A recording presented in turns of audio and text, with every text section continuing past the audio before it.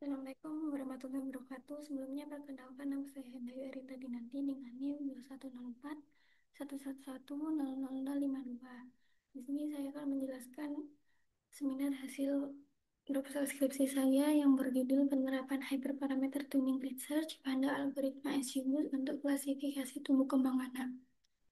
Untuk dosen pembimbing satu saya yaitu ada Ibu Eka, Ibu Dr. Eka Malasari Rohman, Eskom Mkom. Kemudian dosen pembimbing duanya yaitu Bapak Muhammad Ali Syakur, SSI MT.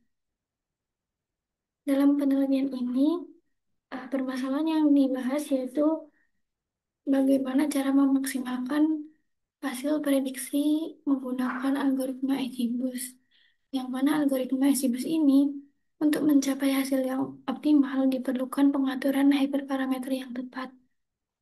Sehingga dilakukanlah penerapan tuning hyperparameter menggunakan grid search cross validation untuk mencari kombinasi hyperparameter terbaik sehingga dapat mendapatkan hasil yang optimal.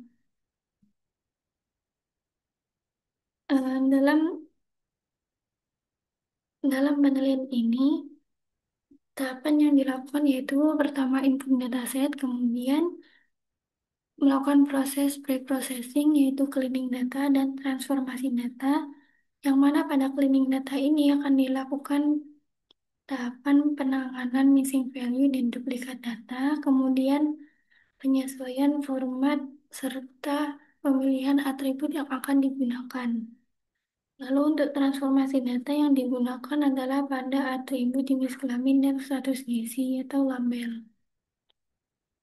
Kemudian split data dilakukan menggunakan 3 skenario split, mulai dari perbandingan 90 training, 10 testing, hingga dengan 70 training dan 30 testing.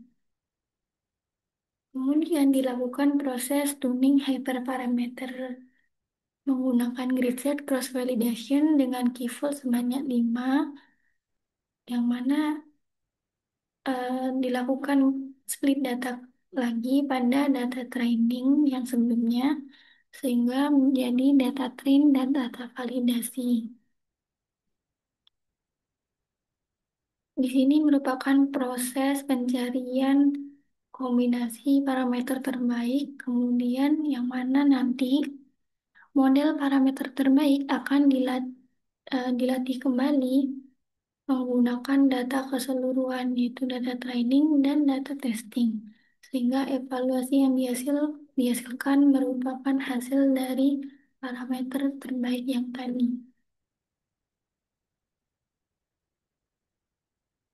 Jadi di sini untuk proses data cleaning, jumlah missing value yang ada pada tiap atribut paling besar ada di atribut lingkar lengan atas atau lila yaitu sebesar 66%, sehingga atribut ini tidak digunakan dalam proses pemodelan.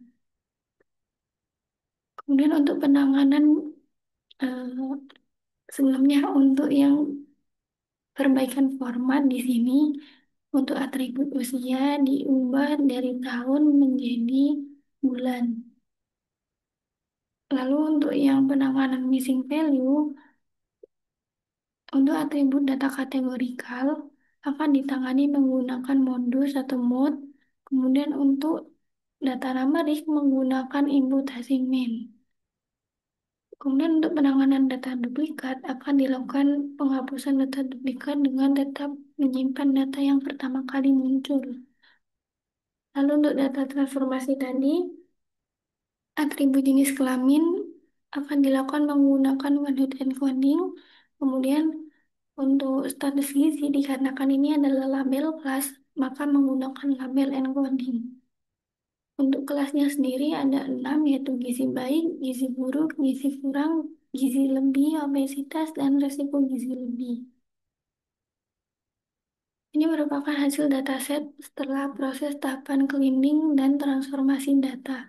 Jadi atribut yang digunakan ada usia, berat, tinggi, Z-score BB per U, Z-score TB per U, Z-score BB per TB, dan status gizi. Kemudian untuk atribut jenis kelamin dikarenakan tadi menggunakan one-hot encoding, maka berubah menjadi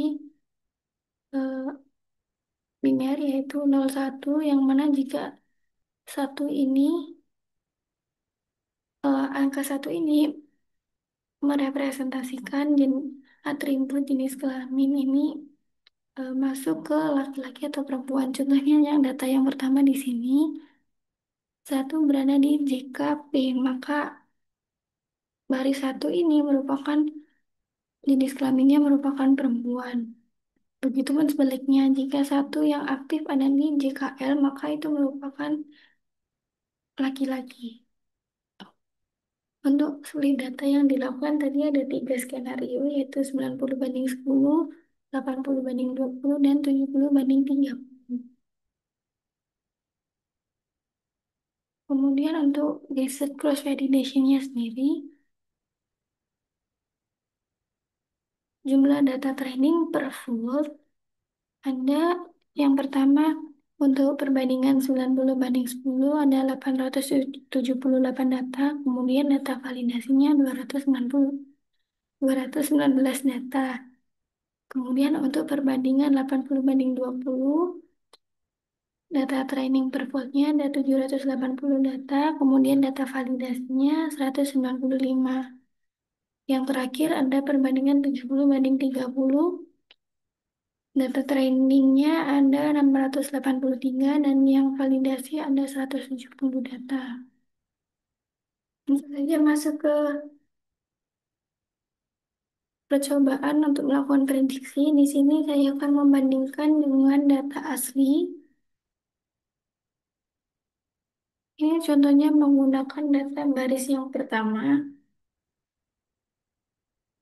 Untuk usianya yaitu 4 tahun, maka diubah dalam inputannya menggunakan bulan. Sini jadinya 48 bulan. Untuk jenis kelaminnya perempuan.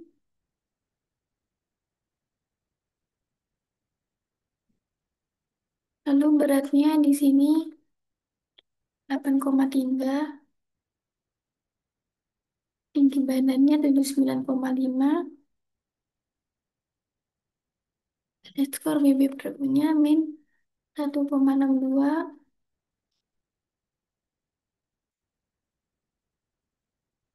BB Pramunya yaitu min 0,16, BB per TB-nya min 2,15.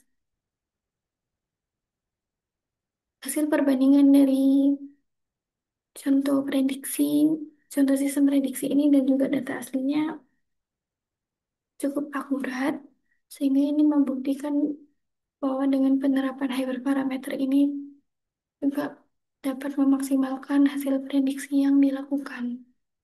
Mungkin cukup sekian penjelasan dari saya. Mohon maaf bila ada kesalahan. Terima kasih. Wassalamualaikum warahmatullahi wabarakatuh.